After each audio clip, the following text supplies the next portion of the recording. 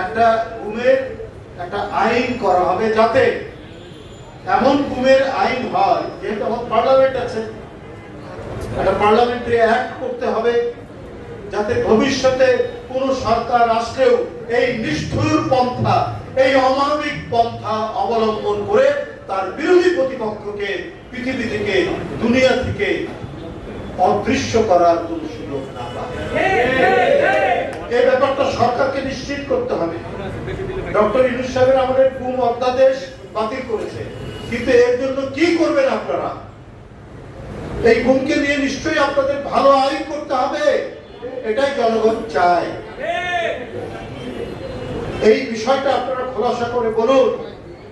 জনগণ প্রত্যাশা করে এই সরকারের কাছ থেকে, যে ডক্টর ইউনূস সাহেবের সময় তখন তারা তাড়াহুড়ো করে করেছে, নিশ্চয়ই অনেক ঘাটতি আছে, সমস্ত ঘাটতি পূরণ করে গুমের উপরে এমন আইন করতে হবে যাতে আর ভবিষ্যতের কোন সরকার কোন ধরনের এই নিষ্ঠুর অমানবিক পন্থা অবলম্বন করতে না পারে। ইলিয়াস আলীকে আমাদের ফিরিয়ে আনতে হবে।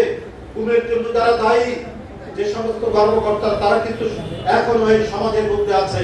কই চিহ্নিত করে করে এখনো কেন তাদেরকে আইনের আওতায় নিয়ে এসে কোথায় গুম করেছেন, কিভাবে গুম হয়েছে, এগুলো জনগণ জানতে চায়। ইলিয়াস আলী, চৌধুরী আলম, সাইফুল ইসলাম হিরু, সুমন, পারভেজ, আর আজকে কোথায়? যারা গুম করেছেন সেই কর্মকর্তারা তো আছেন বিভিন্ন জায়গায়, তাদেরকে আইনের আওতায় নিয়ে এসে তাদেরকে রিমান্ডে নিয়ে বলুন কিভাবে গুম করেছেন, কোথায় গুম করেছেন, কোথায় আছে।